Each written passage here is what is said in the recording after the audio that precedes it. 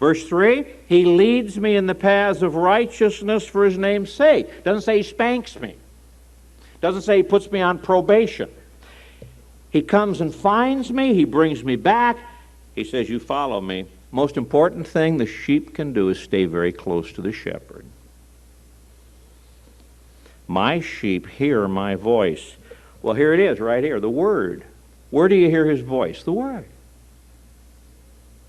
And I know them, and they follow me. They hear the Word, and they follow.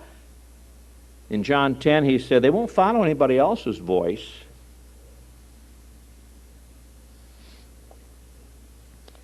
Dr. Ironside used to work with the American Indians out in the Southwest, or I should say over in the Southwest, and try to win them to Christ and build them up.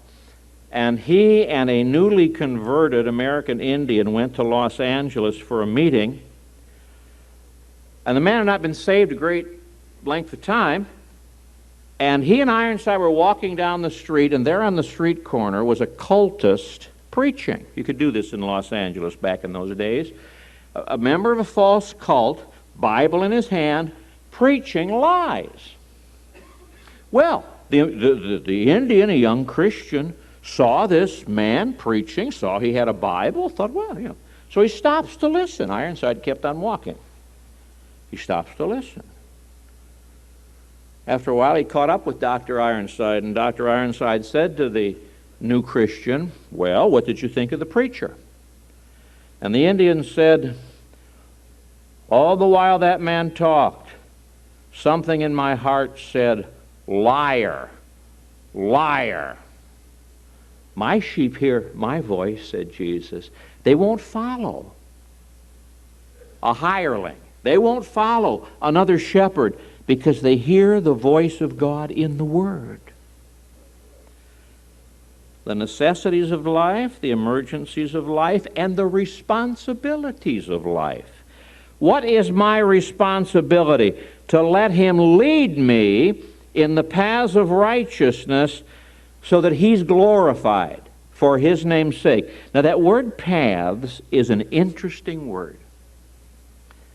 You know what it is? Ruts. R-U-T-S.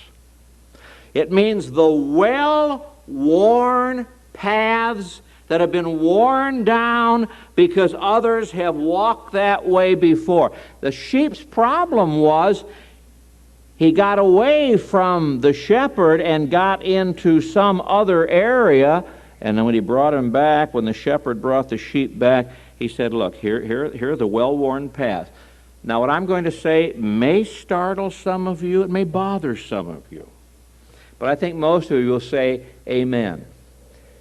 Beware when some preacher or writer or singer comes along with something brand new in theology.